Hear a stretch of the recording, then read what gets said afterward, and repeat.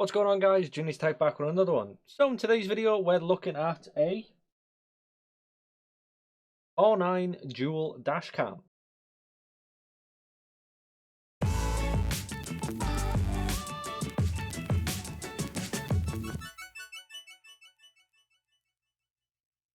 Now, I've done a few videos regarding dash cams before, and the one thing I can say is, especially this day and age, every car that's pretty much been built in this year onwards have dash cams built into them. You know, like Teslas have got 360-degree cameras everywhere.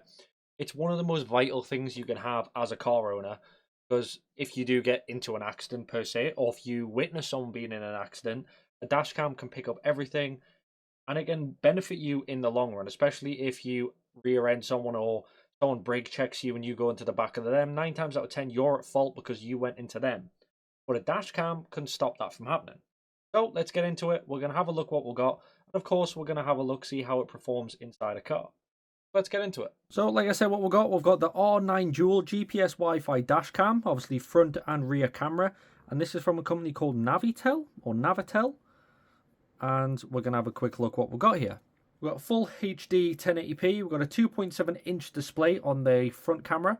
We've got 170-degree wide angle, Wi-Fi, Starvis, GPS, digital speedometer, dual full HD recording, as well as night vision, which is quite nice. So let's open this up, see what we get.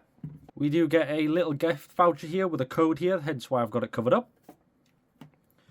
We do get the user manual. This is going to be very essential. It's going to tell you everything you need to know how to get it set up and how it runs and how it works. And then, of course, we just have a little bit regarding warranty cards, obviously, for the dash cam itself. Now, we also get this little clear plastic. Now, what's this for is actually sticking it on your windscreen, and then the suction cup or the rear camera goes on it, stops anything getting stuck onto the windscreen. That's pretty much why it's there. And then we do get a little bit of M3 adhesive, obviously for the rear dash cam, which has already got it on. Now, first of all, we have the cable for the front camera. Now, this just goes in a normal cigarette lighter. Obviously, most cars still have cigarette lighters in them. They just don't have the cigarette part. So what we can is utilize this. That goes into the cigarette lighter. Then it connects via a 90-degree USB Type-C, which is quite nice to see. Then we also have, obviously, the 2-part cable. Now, this is for the rear camera to connect to the front camera, but we also have this red cable here. Now, the red cable is to hardwire it to add into the car. And first of all, before I say anything, this has to be done by a professional. Do not try this yourself. I won't be doing this because I'm not a professional and I'm not sure how to fully do it, but it's something I would look at later down on the line. And then they just connect together really quick by a 4-pin little plastic adapter going on there. You get a large amount of cable, so this can stretch from the rear of your car all the way to the front, obviously hiding it where you can. And then that just connects by the little aux port that goes into the side of the main camera. Now we do have 3 more parts. So the suction cup for the front camera, now pretty simple, has a suction cup, obviously it just tightens up and then loosens up like that. But it does have a USB-C port on the side. So the camera actually connects via these pins here. And then you would just plug it in into this port here instead of having to connect it to the camera. So helps with a little bit with the cable management, I guess, in your car. Now we do have the rear camera here. Like I said, we've got the M3 stick going on there. And then we do have the USB port on the back there to get this powered up. And then we just have our little lens going on there.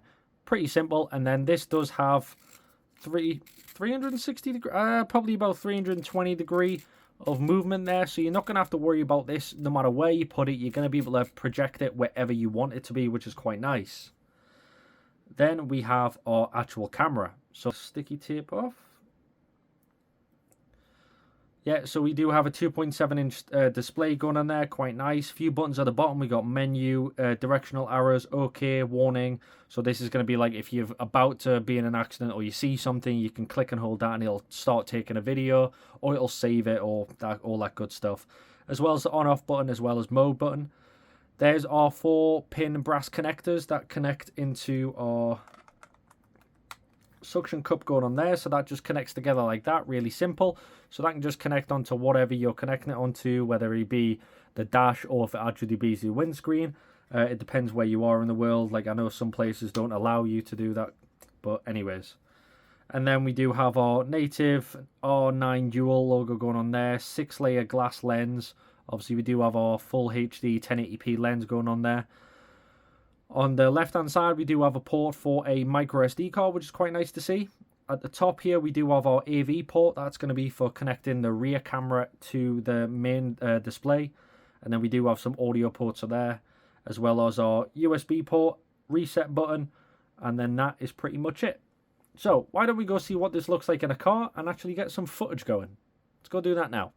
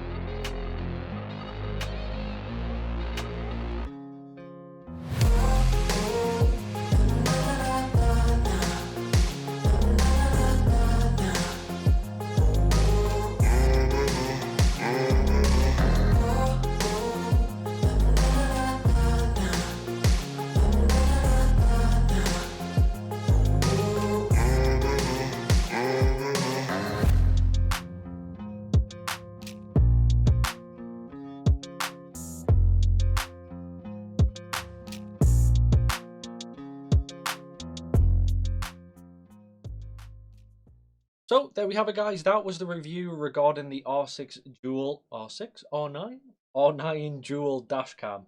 Now I didn't go through the whole installation video because installing it is very simple.